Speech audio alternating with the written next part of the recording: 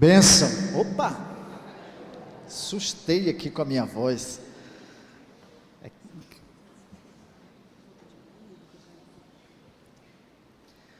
Glória, graça e paz. Amém, irmãos? De fato, eu fiquei feliz em ver os nossos juniores aqui, os nossos adolescentes, sábado passado, mas ainda sinto falta de muita gente no domingo à noite, né? Eu tenho sentido muita falta. Então, nós estamos lançando um desafio para o mês de maio.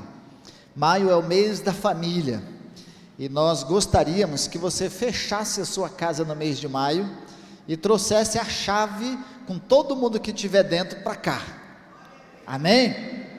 Então nós vamos fechar a nossa casa. Se tiver um visitante, se tiver uma visitante assim, ó, está na hora de ir para a casa de Deus, você está convidado a ir comigo.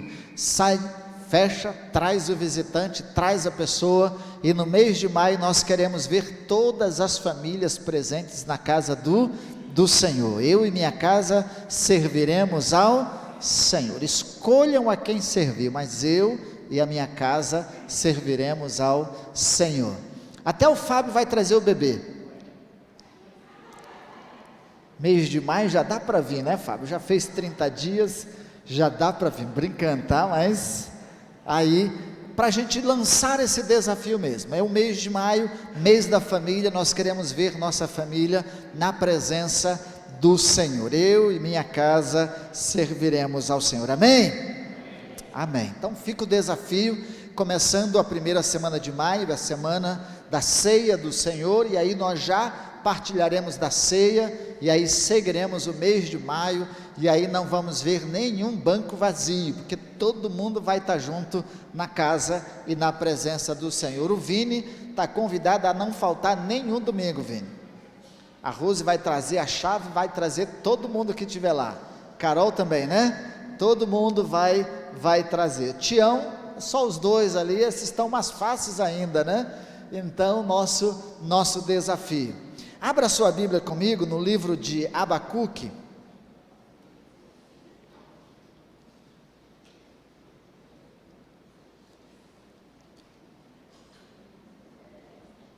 Capítulo de número 3. Abacuque, capítulo de número 3. Nós vamos ler os versos finais, do verso 16 até o verso 19, mas eu vou pedir que você não feche a sua Bíblia, deixe ela aberta, voltando lá para o capítulo 1, depois de nós lermos e orarmos, e aí nós vamos seguir o contexto desse livro e tirarmos lições preciosas para a nossa vida. Diz assim a palavra do Senhor. Abacuque está lá, Ageu, Zacarias, Sofonias, né? Todos esses livros aí fazendo parte dos profetas menores. Antes de Ageu você encontra Sofonias, e antes de Sofonias você encontra Abacuque.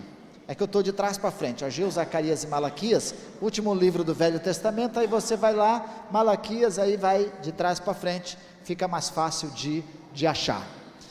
Joia? Diz assim: ouvi isso, e o meu íntimo se comoveu, os meus lábios tremeram ao ouvir a sua voz.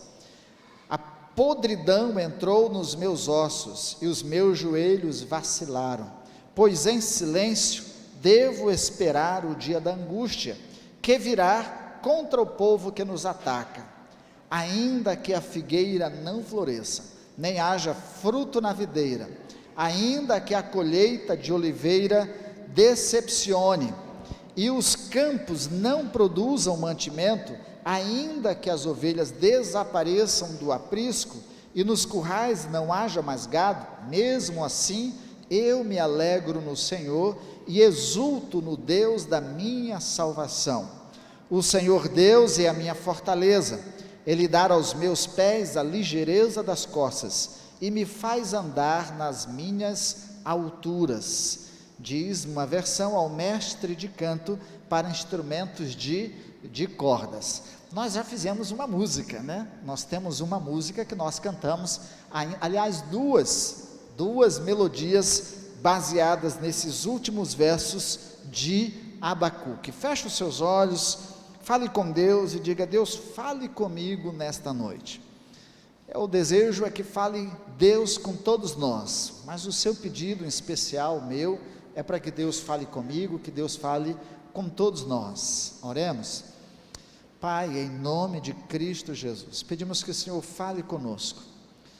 Abacuque é tão contemporâneo, traz uma mensagem tão atual, e nós queremos que essa mensagem seja trazida para os nossos dias, para a nossa igreja, para o nosso coração, para a nossa vida.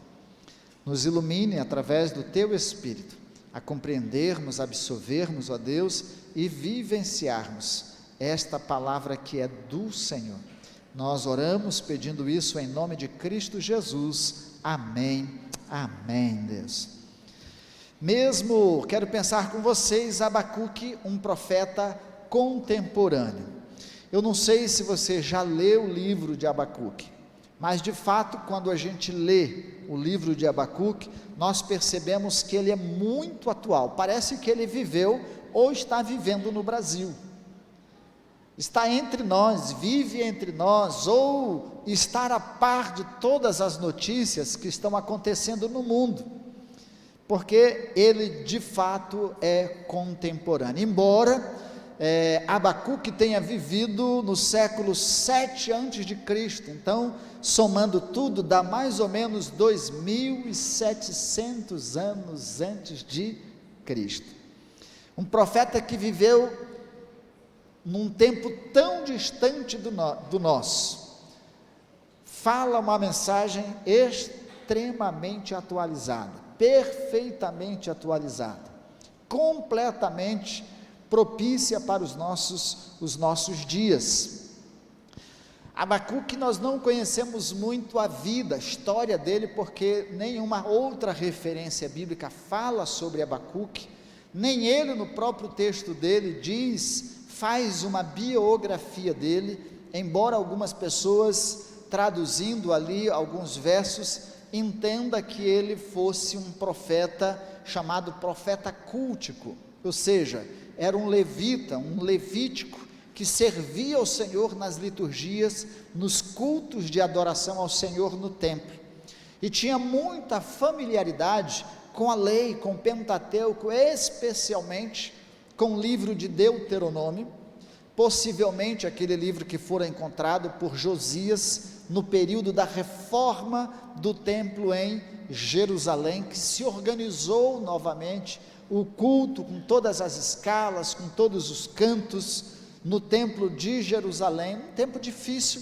que eles viveram, mas que foi possível promover essa reforma por meio de Josias. Então alguns entendem que ele era um desses profetas que serviu ao Senhor no templo, e por isso ele faz um canto, a sua oração é um hino, é um cântico.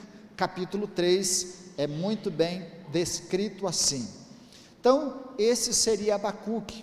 O nome Abacuque, alguns acham que pela língua acádia, dos acadianos, dava a ideia de uma fruta aromática, ou uma planta aromática, trazia esse sentido de abacu. Outros vão trazer mais para o sentido de abaque mesmo, do hebraico, da língua falada, compartilhada e vivida entre o povo, que significa abraçar. Como na semana passada a gente falou bastante de saudação, de abraço, então você poderia dizer assim: deixa eu dar um abacuque em você, deixa eu te dar um abraço. Essa seria a ideia do nome de Abacuque. Não sabemos também por que a mensagem que ele traz dentro do livro não dá essa ideia, não traz esse sentido de abraço, pelo contrário, mas esse significava o seu braço. Algumas pessoas especulam, dizendo que é porque ele era órfão, não tinha mãe, não tinha pai, então, ou relacionado ao abraço materno, esse seria o sentido do nome de Abacuque. A verdade é que ele traz uma mensagem, e eu quero pensar nessa mensagem de Abacuque, muito atual. Vivemos dias em que o verdadeiro evangelho, a mensagem do evangelho tem sido descaracterizada, e a gente tem repetido isso aqui, especialmente pelo que a gente chama de doutrina, ou teologia, ou mensagem da prosperidade. Hoje, numa conversa, com o pastor Rodrigo Petrelli e Valesca, nossos missionários, com experiência já na África do Sul. Muito obrigado, é maravilhoso, é uma bênção, faz parte do meu PGM, tá? Com uma experiência na África do Sul, Uganda, Madagascar e atualmente no Quênia, ele disse: pastor, nos preocupa como o Evangelho tem alcançado algumas regiões da África, alguns países africanos. Porque quando a gente pensa na África, pensa que ela é pequenininha, né? O continente todo africano, com mais de 54 países, nações, divididos entre eles, dá muito mais do que isso por causa das tribos e das línguas.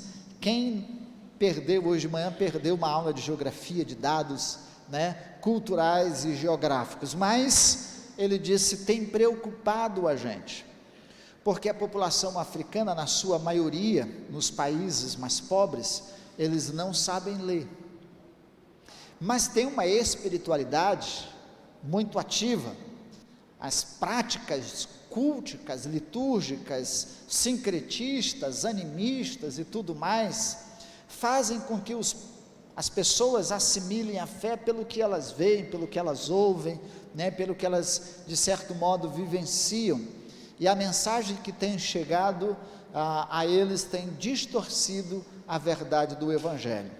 Bem recente, na região dele, um pastor convocou as pessoas a fazerem um jejum até que Jesus voltasse. Mais de 400 pessoas foram encontradas mortas nos altos, e por isso alguns líderes das nações têm solicitado que os pastores, os líderes religiosos estudem, tenham uma formação, tenham um conhecimento suficiente para exercer o ministério e a liderança pastoral religiosa. Então a mensagem, quando não compreendida, quando distorcida, ela traz danos terríveis à fé e à verdadeira fé, e especialmente ao verdadeiro Evangelho. A gente tem vivenciado um pouco disso no Brasil. Nós temos experimentado esse desvirtuar da mensagem legítima do Evangelho de Cristo Jesus.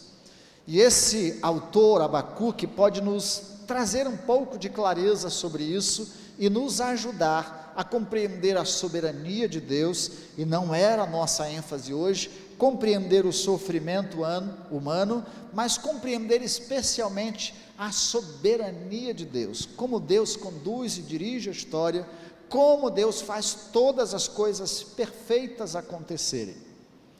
Abacuque vive num contexto, e um contexto interessante, mas deixe-me primeiro falar do contexto do livro, relacionado aos profetas que viveram no mesmo período de Abacuque. Como eu sei que vocês gostam de ler a Bíblia, e já leram o livro de Jeremias, já leram o livro de Sofonias, já leram o livro de Naum, pastor, quem são esses? Profetas, Jeremias, um chamado profeta maior, mas Abacuque, Sofonias, Ageu, Zacarias, Malaquias, todos chamados profetas menores. Mas Abacuque foi contemporâneo de Jeremias, de Naum e de Sofonias.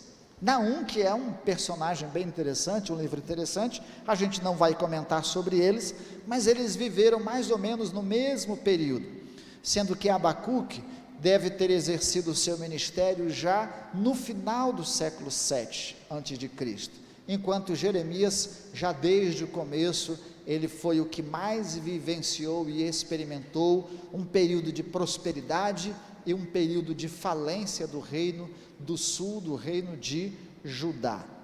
Esses homens profetizaram dentro de uma realidade, de um contexto muito peculiar, e que se parece com os nossos dias. Alguns datam a autoria ou a data do livro de Abacuque mais ou menos no ano 609, 597, ou seja, já no fim do seu exercício profético, quando então ele faz os seus escritos e as suas profecias. Situação política de sua época, vamos lembrar um pouquinho disso, para a gente compreender a mensagem dele. Nesse tempo, Josias havia se tornado rei de Judá. Lembram de Josias? Um personagem, um rei, e ele faz uma reforma extraordinária na cidade de Jerusalém, no reino de Judá. Josias viveu mais ou menos no período em que a Síria estava sendo sucumbida, derrotada pela Babilônia. Nínive estava caindo, né? E quem declara perfeitamente essa queda de Nínive com muita alegria e celebrando é esse contemporâneo de Abacuque, que é Naum. E o povo celebra, fica alegre, feliz, porque a Síria havia caído, embora já tivesse subjugado, destruído completamente o reino do norte, o reino de Israel, mas Judá havia se preservado. E como a Síria havia sido derrotada pela Babilônia, eles respiravam tranquilamente um período de paz. E com a reforma de Josias, isso trouxe esperança para a nação de Judá, porque eles estavam agora livres da opressão política, militar da Síria. Ele também pôde promover a reforma religiosa, tirando seu antecessor Manassés, havia construído uma imagem de Baal no templo para ser adorado, e ele pôde reformar, tirar todos os altares de Baal que eram adorados, purificar, limpar o templo, organizar o templo, encontrar um livro da lei, que a gente entende ter sido Deuteronômio, e isso pós-mensagem de Jeremias, pós-mensagem de Sofonias, promovendo um despertamento no coração do povo. Josias faz tudo isso como rei, faz tudo isso como instrumento de Deus, mas a mensagem não cai profundamente no coração da população de Judá. Apesar de haver uma aparente reforma, um aparente momento de tranquilidade, de paz e de espiritualidade, de adoração a Yahvé, mas o coração de fato do povo não havia se convertido a Deus. E Jeremias é um desses que fala sobre isso, quando ele até diz: sacrifício não quero, eu quero obediência.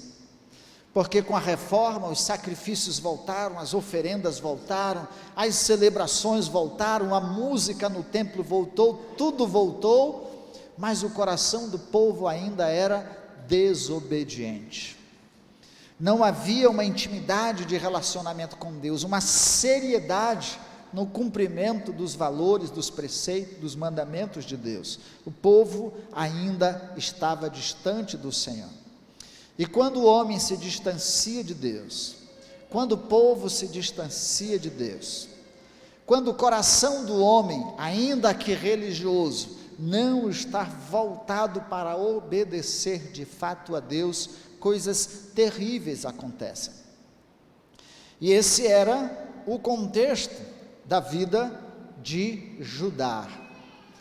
Há de se dizer também que logo após a morte de Josias, sucede o seu filho Jeoacás. Ele fica no reino só 3 meses, ele é destituído do trono e assume um outro que é Jeoiaquim. E nesse período a Babilônia, sim, depois de sucumbir o Império Assírio, também numa batalha lá de Carquemes, assim chamada, destrói também o Egito. As duas grandes potências da época são destruídas na parte norte e na parte sul. Agora eles estão livres.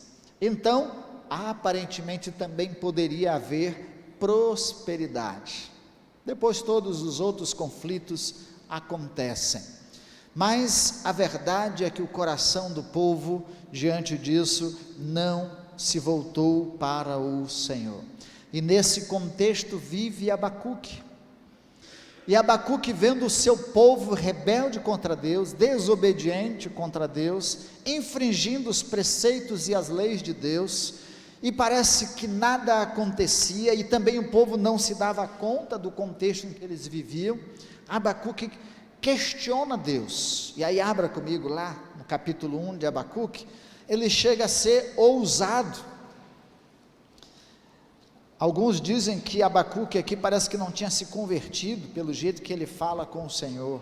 Diz assim: Sentença revelada ao profeta Abacuque: até quando, Senhor? Isso é uma oração de Abacuque, uma queixa de Abacuque: até quando, Senhor, clamarei pedindo ajuda, e tu não me ouvirás? Até quando gritarei violência, e tu não salvarás? Por que me fazes ver a iniquidade? Por que toleras a opressão? Pois a destruição e a violência estão diante de mim, há litígios, disputas judiciais, brigas por partilhas, litígios, e surgem discórdias. Por isso a lei se afrouxa e a justiça nunca se manifesta, porque os ímpios cercam justos, e assim a justiça é torcida.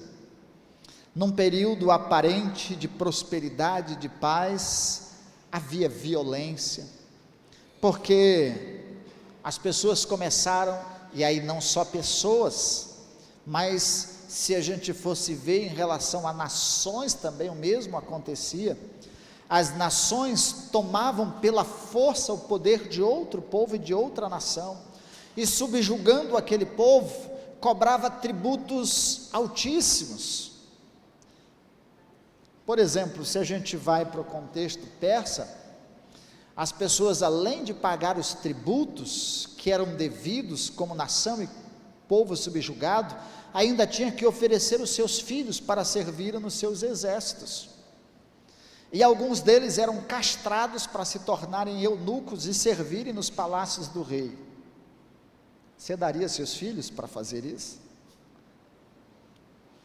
Os babilônicos não foram diferentes, ainda que não tivesse chegado a Judá, e era só uma questão de tempo, e Abacuque via toda essa situação, observando isso, como eram bárbaros os babilônicos, na forma de conquistar os povos e as nações nas suas guerras, enquanto os assírios arrancavam a pele dos seus subjugados, nas suas batalhas, escalpeavam os seus inimigos. Os babilônicos não eram diferentes, eram cruéis, terríveis, violentos, decapitadores. Isso que você viu em Gaza era comum naquela época. Tirarem os bebês de suas grávidas, isso era comum naquela época. Decapitarem os seus adversários, isso era comum naquela época. Estuprarem e abusarem das mulheres no tempo e no ato de guerra, era comum naquela época. E tem sido comum nos dias de hoje. Vivemos tempos de guerra, de violência, em que países invadem outros países e nações para conquistarem áreas que são prósperas, para de lá tirarem riquezas e prosperarem, e terem nos seus cofres riquezas, celebrarem as conquistas e o poder territorial, dominarem sobre pessoas, e também criarem forças para dominarem ou para dominarem outras nações.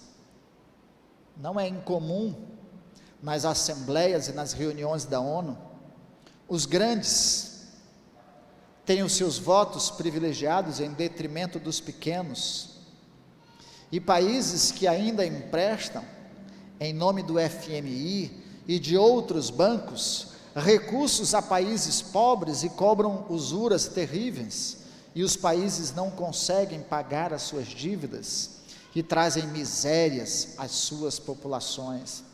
Dentro das próprias nações não é incomum os bancos e os agiotas emprestarem dinheiros a juros absurdos, especialmente aos pequenos produtores, e porque não conseguem, têm suas terras penhoradas e tomadas.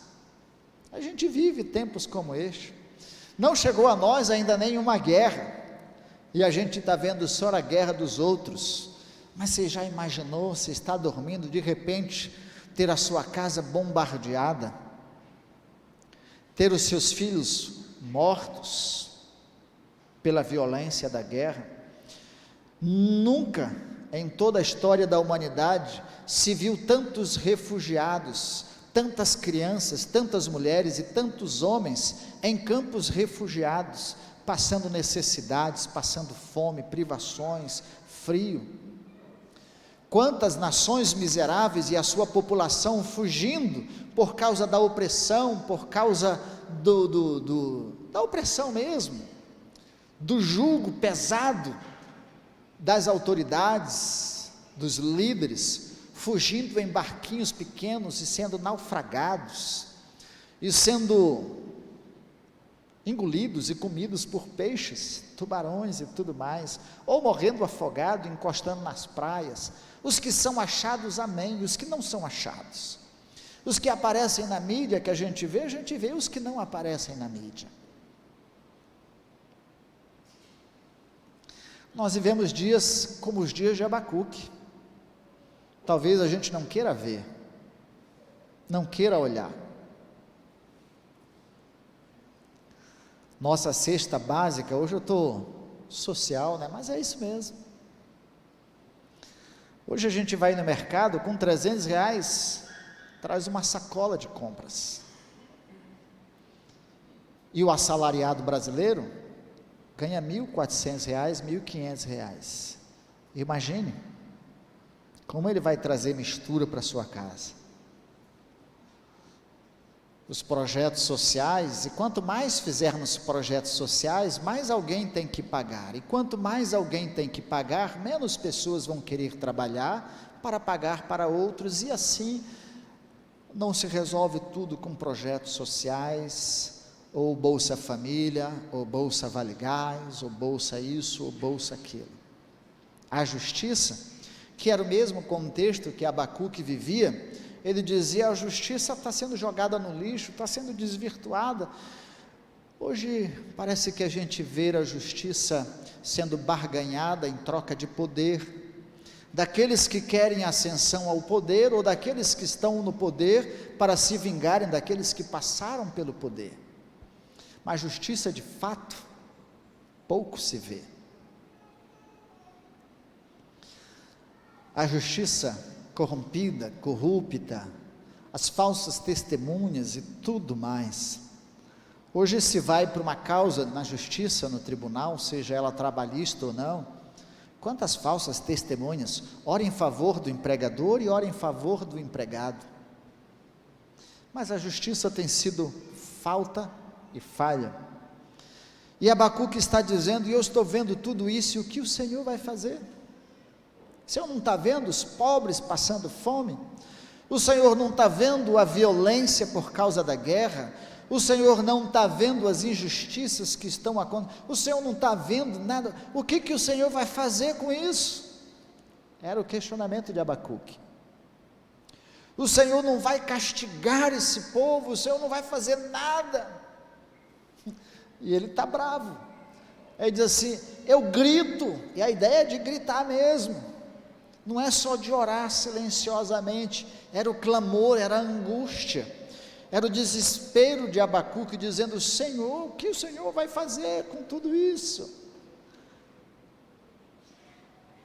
O instrumento utilizado por Deus, e aí dentro desse conflito, vamos chamar isso de conflito do profeta Abacuque, e talvez seja o conflito de muitos de nós, que ficam olhando muitas coisas, e numa sensação de impotência, de incapacidade, de insuficiência, que nada pode fazer para resolver o problema, e às vezes aqueles que se levantam para resolver e defender, morrem, né, ou são opressos de alguma forma, dentro desse conflito, da situação social e espiritual de seu povo. Ele pede uma resposta de Deus. Você vai ver isso do capítulo 1, do verso 1, até o capítulo 2, verso 4, essa angústia.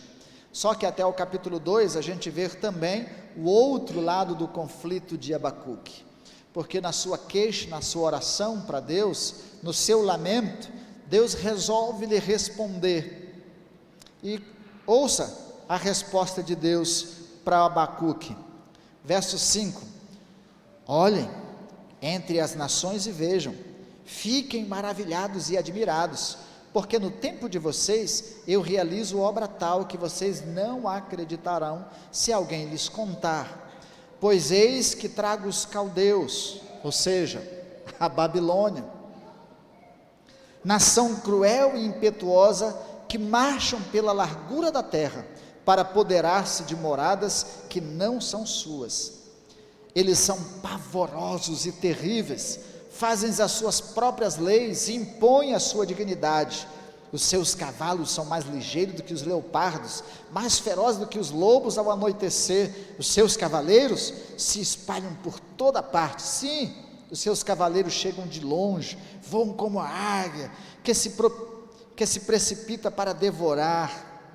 Eles todos vêm para fazer violência, estão determinados a seguir em frente, reúnem os cativos como se ajunta a areia, zombam dos reis, os príncipes, são motivo de riso para eles, riem de todas as fortalezas, porque amontoando da terra as conquistam, então passam como passa o vento, e seguem adiante, tornam-se culpados estes, cujo Deus é a própria força. O que Deus está dizendo para Abacuque?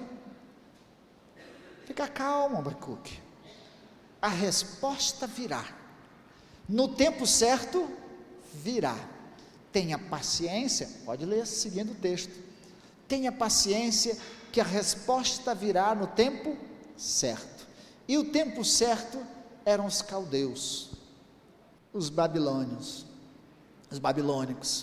essa nação terrível e cruel, que haveria de subjugar a nação de Israel, que ia cercá-los com seus exércitos, ao ponto de haver fome dentro de Jerusalém, não ter o que comer, e não tendo o que comer, eles comeriam carne humana, é verdade, e isso foi fato. Você pode ver essas histórias no livro de 2 Reis, a partir do capítulo, se não me engano, 24. As histórias terríveis do cerco da Babilônia à cidade de Jerusalém. Depois a forma como eles foram subjugados, e depois como foram levados cativos para a Babilônia, em 3 turmas, em 3 levas, e nesse percurso não era pertinho não, muitos morreram no caminho, muitos foram violentados no caminho, e depois na Babilônia foram jogados às margens do rio Quebar, e lá ficaram depressivos, nem vontade de cantar tinham, diz o salmista. Esse povo era um instrumento de Deus para trazer justiça à nação de Judá. Aí Abacuque desesperou, aí Abacuque apavorou-se, disse: Senhor, era melhor não ter falado nada, porque agora eu pedi justiça e o Senhor traz um povo pior do que nós. Esse povo é terrível. Você pode depois continuar lendo o texto. Esse povo é terrível, Senhor. São eles que vão trazer justiça do Senhor, são eles que vão nos oprimir, são eles que vão nos subjugar. O juízo de Deus foi pesado sobre a nação de Judá. A justiça de Deus pesou sobre o povo de Judá. O que Deus está respondendo, resumidamente aqui para Abacuque é: a minha justiça, ela tarda, mas ela não falta. A minha justiça e a minha resposta, pela minha misericórdia, se retarda, se demora, mas ela virá.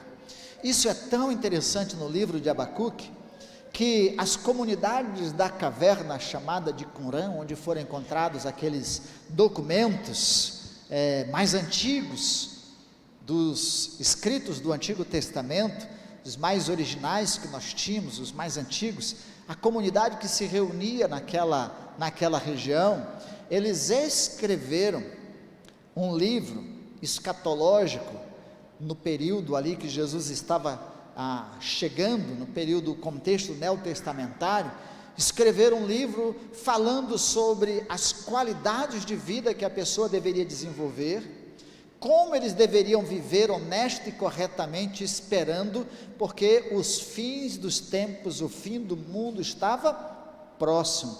Essa mensagem escatológica, essa expectativa do fim do mundo era iminente, presente, e o livro que mais eles se aprofundavam era o livro de Abacuque. Tantos que escreveram um comentário de Abacuque no sentido escatológico para se prepararem para a vinda ou o fim dos tempos. Se você ler o livro de Malaquias também, lá no final de Malaquias, ele vai dizer qual a diferença entre o ímpio e o justo.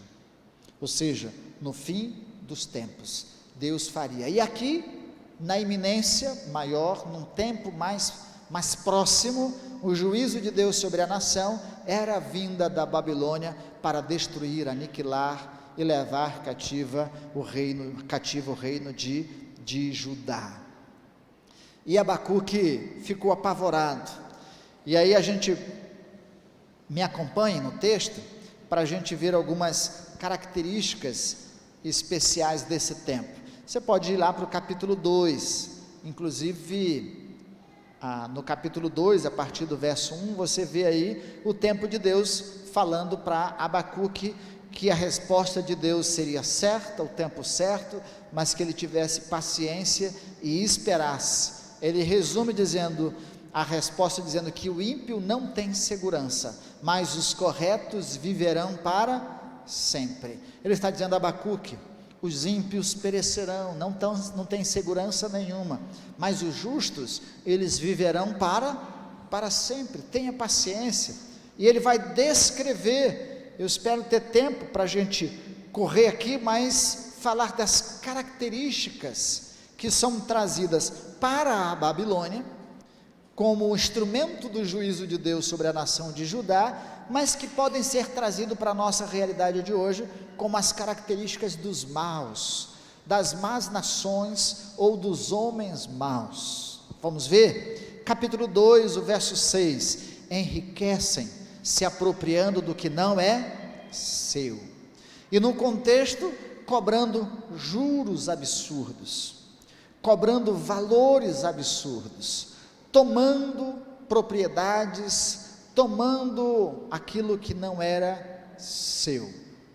Olha, eu conheço histórias, Tião vai me ajudar nisso, eu não vou dizer nomes, mas como pastor eu ouvi pessoas abrindo o coração para mim, dizendo, pastor, eu presenciei no Mato Grosso do Sul, latifundiários, que como pessoas, apesar de serem proprietários da terra, mas não terem um título da terra, foram queimadas vivas. As pessoas chegavam nesses lugares, cercavam de fogo, punha fogo, queimava a propriedade, queimava a terra, matava tudo que tinha lá, e todos que estavam lá, iam nos cartórios, escrituravam, e assim tomavam propriedades.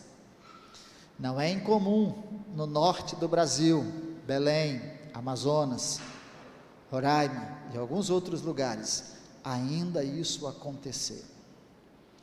Os jagunços contratados, pistoleiros contratados para tomar propriedades de pequenos produtores, de pequenos moradores das regiões que vivendo lá há muitos anos, mas não tinham os títulos de suas terras. Aí para falar da minha família, eu tinha um tio, e lá na região que eu morei era muito comum, na época, aí o pastor Wilson me ajude na história, das propriedades que eram dadas pelas capitanias, mas depois das capitanias, ainda os títulos eram dados, as propriedades eram dadas para quem morava lá, mas não havia cartório, então era feito um documento via prefeitura, mas não era no cartório, então você depois tinha que ir ao cartório fazer um registro da propriedade, mas os pobres, incultos, indoutos não faziam isso. E eu tinha um tio muito esperto, e que ele descobria essas propriedades, ia indo no cartório e colocava tudo no seu nome. A pessoa vivia lá, não tinha problema, depois dizia assim, esse pedaço aí é meu, ele vinha com uma cerca, e cercava o quintal. A pessoa, mas isso aí é meu, dava uma briga boa, mas ele disse assim, está aqui, ó, o título, no cartório, isso aqui é meu. Então, não estou falando de coisas incomuns da nossa realidade, dos nossos dias de hoje. Quantos que falem hoje, estão falidos, porque não conseguiram pagar suas dívidas, não conseguiram por causa dos absurdos juros. Deixa eu me contar mais uma experiência. Eu me lembro, eu posso contar o nome do banco, não tem problema. Eu tinha uma previdência privada, disse, vou me aposentar cedo, comecei a contribuir com a previdência, depois disse, não, vou desistir da previdência, vou recolher lá e desistir da previdência. Fui ao banco e disse assim, eu quero recolher tudo aquilo que eu já contribuí. Não tem como recolher, me disseram. Eu digo, como não, meu contrato e tal. Aí eu disse, não, depois eu volto no banco e vejo isso. Abria-se uma conta poupança, e a conta poupança a gente depositava lá e tal, não era conta corrente. Aí um dia eu recebo uma cobrança do banco, que eu tinha uma dívida no banco. Aí eu fui no banco, procurei, disse, não, o senhor não tem dívida nenhuma. Eu digo, mas eu estou recebendo uma cobrança de dívida.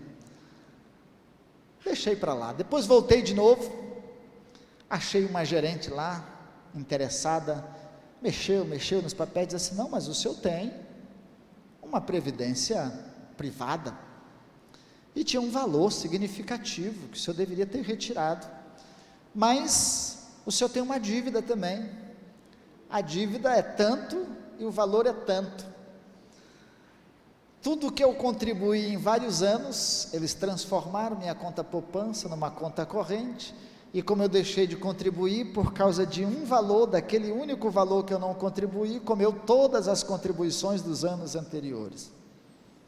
Eu poderia ter ganhado dinheiro, mas eu nem fui fazer questão disso, perdi o prazo, não recorri. Quantos e quantos estão sendo lesados? Quantos dos nossos aposentados estão endividados, sem ter um tostão quase para receber, de tanto empréstimo feito de forma indevida, injusta, e não consegue mais nem comprar o seu remédio, por causa de dívidas causadas como estas?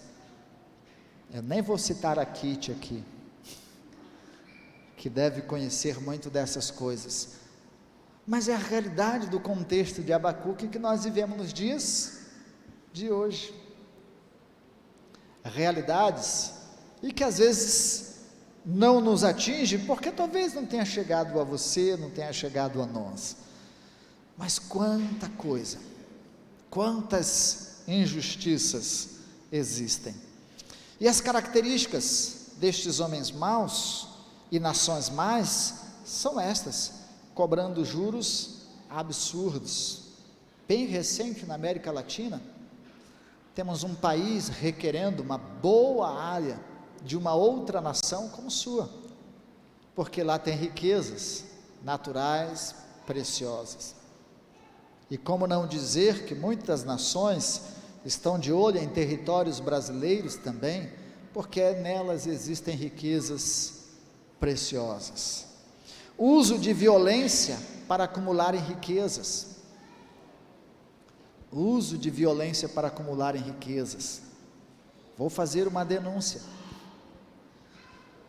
Mas como também aquele que ouve o coração de muitos, há muitas autoridades, civis, judiciais e militares, em nossa nação e em nosso estado, que emprestam dinheiro a juros absurdos e cobram suas dívidas com violência, com espancamento, com chantagem, com tomada de propriedades, e às vezes até tirando, ou quando vezes perdendo sua própria vida.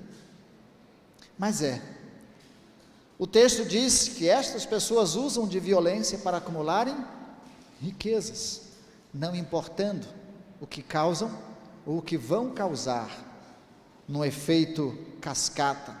Vive com medo de vingança, insegurança e com muita culpa. Cercam suas casas ao máximo que podem. Vive em fortalezas. Quantas casas? precisam ser guardadas por, como é que dá o nome daquelas janelinhas lá? Não posso ficar fazendo muita fala não, mas eu já visitei casas de pessoas bem desonestas, que para viverem seguros, seus carros eram blindados e suas casas vigiadas em 4 cantos, com pessoas, com fuzis e tudo mais. Nós vamos longe em nossas fronteiras, e o próximo texto, próxima referência, fala do mesmo: vive com medo de vingança, insegurança e culpa.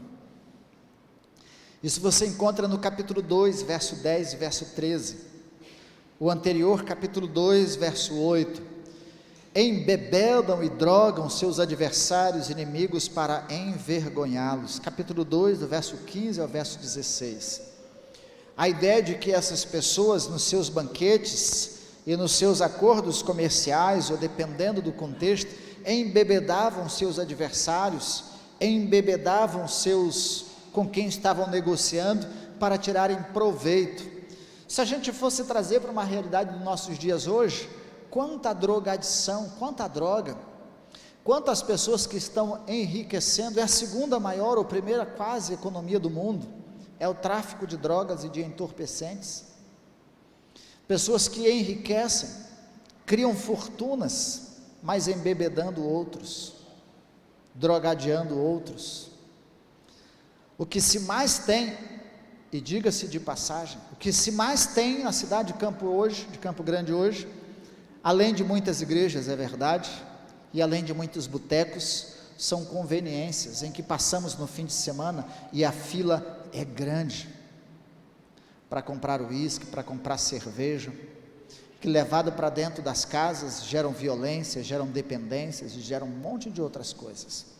Característica dessas pessoas é que acumulam suas riquezas embebedando ou oferecendo drogas a outras pessoas.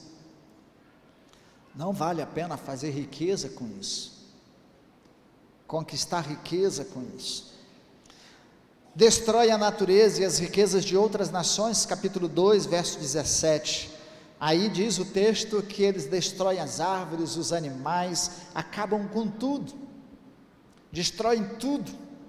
A guerra faz isso, destrói rios, destrói a natureza, destrói as casas, destrói as cidades, acabam com tudo, e a gente está vendo isso na mídia hoje. Regiões do Afeganistão, regiões do Irã, regiões do Iraque, regiões de Israel, regiões fugiu agora, faixa de Gaza, da Rússia, da Ucrânia, regiões da África, quantos lugares em plena miséria, por causa da guerra, por causa da violência e da destruição. Quantas cidades hoje passando dificuldades por não ter água potável, porque na ganância destroem os rios, destroem os córregos, destroem as minas, destroem a natureza, destroem tudo. São idólatras e se prostram e querem resposta de deuses feitos por suas próprias mãos, capítulo 2, do verso 18 ao verso 19, receberão em pena consequências de seus atos, especialmente reconhecendo e dando a glória devida no futuro a Deus. É o que nós chamamos da lei da semeadura, plantando um dia, colherão, se não aqui no mundo presente, mas diante do juízo divino, sim, receberão a sua devida recompensa. Por fim, a oração em forma de canto de vitória de Abacuque, o desejo de experimentar o mesmo que seus antepassados. Capítulo 3, ele começa a descrever, da ideia de que ele conhecia a história, os feitos, tinha contato com os escritos, relatando todos os feitos de Deus, como se dissesse: Senhor, assim como o Senhor fez com os nossos antepassados, abriu o mar vermelho, sol que parou, o fogo que desceu, a terra que se abriu e consumiu os inimigos, os adversários, tudo que o Senhor fez para preservar o seu povo, ele vai relatando aí, descrevendo a ação, a soberania, a grandeza, a majestade, o poder, como Deus age em favor dos seus, como Deus protege os seus, mas também como Deus traz juízo sobre os seus, quando se afastam do querer e da vontade de Deus, uma vez trazendo luz à soberania de Deus, à grandeza de Deus, ele diz que de joelhos ele cai, treme, temeroso, ele reconhece, e aí ele faz o seu cântico de vitória, um cântico de humildade, de reconhecimento. Ele diz: ainda que a videira não produzam, as oliveiras não produzam, que a figueira não produza, que o trigo não seja colhido, que não haja ovelha no campo, nem gado no curral. Sabe o que significa isso? Era tudo que dizia respeito à economia deles. Eles eram criadores de ovelhas, plantadores de trigo, de cevada. Eles criavam gado, não era tão comum o gado, mas criavam gado. Eles viviam das oliveiras, das figueiras, da videira. Quase que eu sou levado a contar a piada, mas não. Bem recente houve confusão com relação a isso. Mas tudo que dizia respeito à economia deles é como se dissesse: Senhor, eu era rico. A figura mais próxima disso é Jó. Dizer: o Senhor me tirou tudo, perdi o emprego, fiquei mal falado, não consigo emprego, estou com dificuldade, não tenho nenhuma compra, não tenho nada em casa, ainda que eu não tenha nada, Senhor, nadinha, e ainda esteja doente, porque quando a gente não tem nada, a gente ainda fica doente. Na miséria a gente não tem dinheiro para comprar remédio, fica depressivo, e aí? Fica doente. Ele diz: mesmo que tudo isso, eu me alegrarei no Senhor. Ó, eu desisto, não vou questionar o Senhor, a justiça é feita pelo Senhor, o Senhor age em defesa dos seus, na história o Senhor sempre defendeu e foi justo em seus juízos. O Senhor usa quem o Senhor quiser para fazer isso, usa o recurso que quiser, a forma que quiser para trazer o juízo sobre mim, sobre a nação, sobre quem o Senhor quiser. Mas deixe-me dizer, Senhor, ainda que eu não tenha nada, ainda que eu não veja os meus inimigos sendo derrotados e destruídos, ainda que nada disso aconteça, Senhor, quer dizer que eu vou me alegrar no Senhor, e vou exultar no Senhor. O Senhor é a minha força.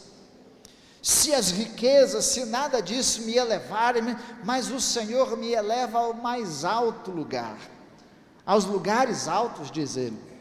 Então é o Senhor que faz isso comigo, e por isso eu vou me alegrar no Senhor. Olha, então essa é a resposta de Deus para nós. Nós não sabemos o tempo que vamos viver, a história Deus conduz, tanto da minha vida, quanto da sua vida, quanto da nossa nação, quanto de outras nações, mas não importa o que vai acontecer, não importa o que você vai ter ou que não vai ter, nós não podemos perder a alegria do Senhor, e achar que são estas coisas que nos dão segurança, que são estas coisas que nos dão alegria. Pelo contrário, Jesus, aqui Deus está dizendo que eles são inseguros, mas que a vitória, a conquista, a alegria e tudo mais, ela vem do Senhor. Não é pela riqueza, não é pelo que você tem na sua despensa, não é pela sua conta bancária, não é pela saúde que você tem. A nossa alegria tem que ser porque Deus é o meu Salvador, porque Deus é o Senhor da minha vida, porque é Deus quem me sustém, é Deus quem me sustenta, é Deus que me derruba e é Deus que me levanta, é Deus que me humilha e é Deus que me exalta. Eu sou o vaso e Ele é o oleiro. Eu estou aqui, Senhor, disposto nas tuas mãos. Agora eu não posso perder a minha alegria no Senhor.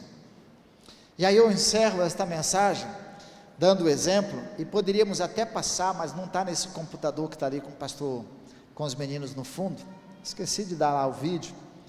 Mas o pastor Petrelli compartilhou um testemunho conosco, um vídeo hoje, na cidade de Uganda, se não me engano, não foi no Quênia, foi em Uganda. Ele treinou líderes e pastores que não sabiam ler, num vilarejo, na comunidade, não sabiam ler, mas com todas as limitações, em forma de imagem, ensinando eles a lerem, eles a aprenderem. Eles fizeram um curso básico bíblico, estudando livro por livro, andavam às vezes 20 quilômetros, e serviam para eles para comer um pirão de milho que não tem tempero nenhum, com um molhozinho temperado com repolho e mais uma batata. Imagine quanto gás, né? Milho, repolho, batata, serviam para eles, e eles, livro por livro, estudaram Mateus, Marcos, Lucas, João, livro por livro. O tempo que foi preciso, aquelas pessoas se dirigiram debaixo de um barracão simples e humilde para aprenderem as escrituras. Depois que acabou, ele disse: pastor, nós agora estamos formados, nos formamos, nós queremos um certificado. Aí o pastor disse: meu Deus, não estou ligado a nenhuma universidade, a nenhum seminário, a nada, como é que eu vou fazer uma formatura de certificação? Não importa, pastor, para nós importa que nós estamos formados, nós aprendemos das escrituras, e nós queremos uma formatura. Não tinham nada. Aí eles se organizaram, se juntaram, fizeram chapéu de formatura, roupa de formatura, tudo de formatura, e aquelas pessoas simples, sem nada, sem um lugar, um teto confortável para morar, sem bancos ou cadeira com ar-condicionado ou nada para estudarem, mas que se dedicaram. E ao final, dizia ele, não importava o tempo, às vezes eu estava quebrado, querendo cama e deitar, e eles diziam: pastor, vamos dançar, vamos celebrar, vamos festejar, porque agora que nós recebemos.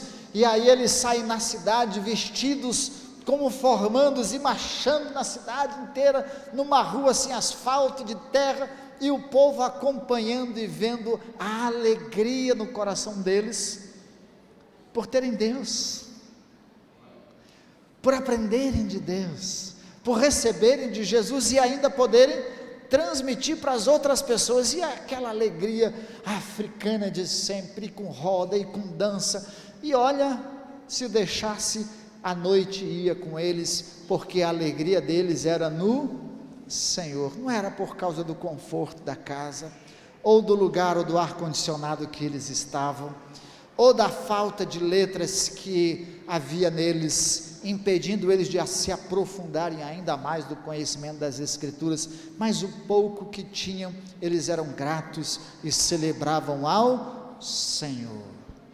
Irmãos, a alegria do Senhor deve ser a nossa força, ainda que nada nós tenhamos, e ainda que muita coisa nos falte, nós não podemos perder a alegria de estar na presença de Deus, de servir ao Senhor.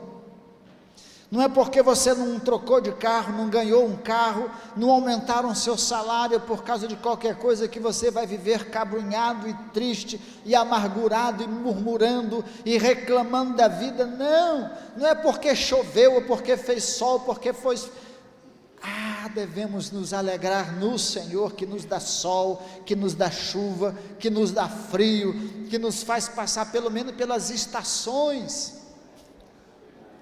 Pior se tivéssemos partido dessa vida para outra sem Jesus, e fôssemos cair no dia final, no julgamento, em que fôssemos ser julgados e condenados como os ímpios, mas salvos, remidos, lavados por Cristo Jesus. A alegria da salvação deve fazer parte da nossa vida, porque essa é a nossa esperança no dia findo. Haverá separação entre o justo e o injusto, entre o ímpio e o salvo, entre quem serve a Deus e quem não serve a Deus. De que lado você quer estar?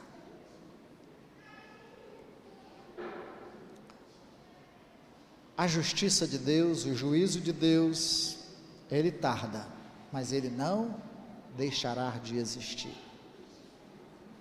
Abacuque viveu num período, possivelmente morreu antes de ver o retorno do povo da Babilônia, possivelmente não, viveu sem. Mas a justiça de Deus virá e a recompensa de Deus também virá. Paciência, esperemos no Senhor, sem perder a nossa confiança, como lemos em Hebreus. Nós não somos como os que retrocedem, mas como os que permanecem, porque a nossa alma se alegra no Senhor, e Deus se alegra em nós por permanecermos no Senhor. Até o pardal encontrou casa e a andorinha ninho para si, até o sacerdote e o gato encontrou casa e abrigo para si, no louvor dorme confortavelmente. Se é assim, irmão, por que nós não encontramos essa mesma alegria de virmos, encontrarmos ninho e aconchego e alegria na casa do Senhor? Amém? Amém. Vamos nos colocar em pé. Equipe de louvor, nos ajudem naquela música, cantando. Olha o desafio, eles não ensaiaram isso, né? Mas o Danilo vai ajudar, e nós vamos cantar: ainda que a figueira não haja fruto na vide, todavia eu exultarei no Deus da minha. Amém. Cantemos isso com muita convicção e alegria, irmãos.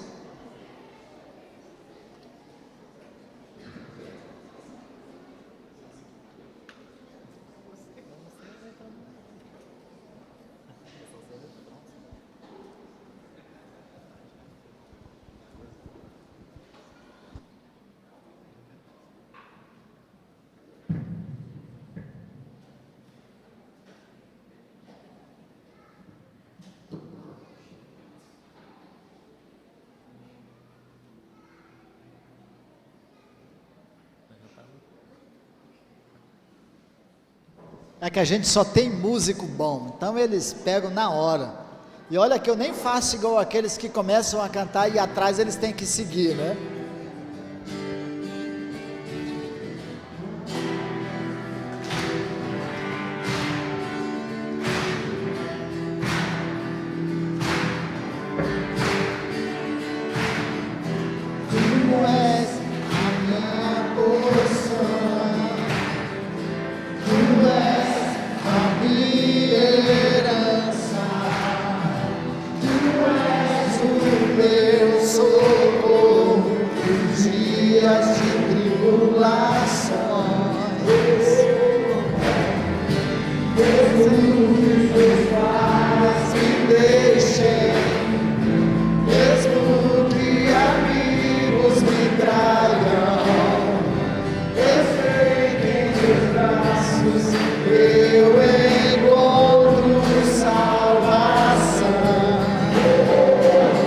Ainda que a figueira não floresça, ainda que a videira não dê o seu fruto, mesmo que não haja vento nos campos, eu me alegrarei em ti. Ainda que a figueira não floresça,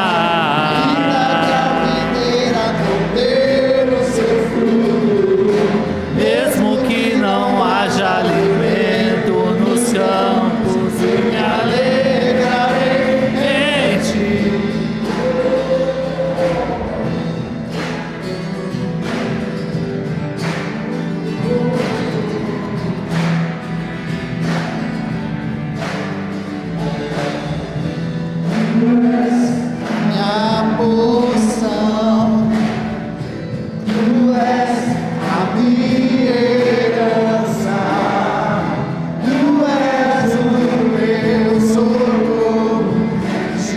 dias de tribulação,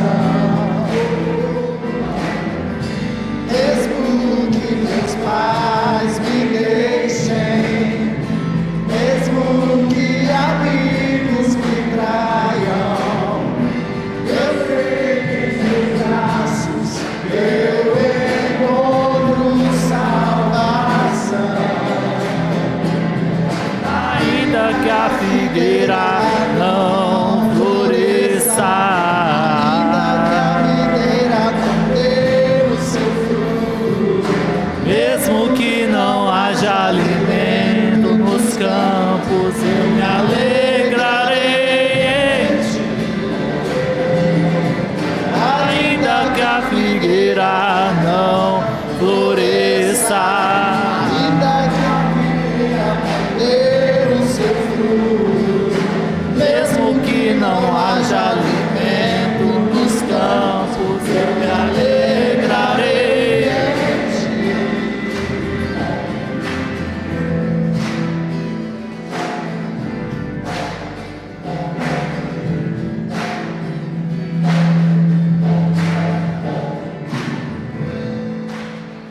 amém, aê, glória a Deus. Irmãos, vamos orar e depois seguimos com o pós-lúdio.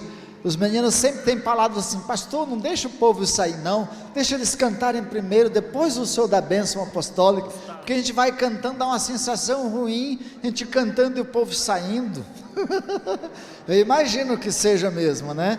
Uma sensação ruim. Então estenda a sua mão, nós vamos orar com a bênção apostólica, lembrando, a partir do dia 1º de maio, chave na mão, todo mundo de casa, na casa do Senhor. Nosso mês de maio, mês da família, e nós vamos trazer a nossa família, e mais quem estiver conosco, para a casa do Senhor. Oremos. Que o amor de Deus o Pai, a graça redentora, salvadora de Cristo Jesus, e o consolo, a presença do Espírito Santo do Senhor, seja com toda a sua igreja, com todo o seu povo, agora e sempre. Amém. Amém, Jesus.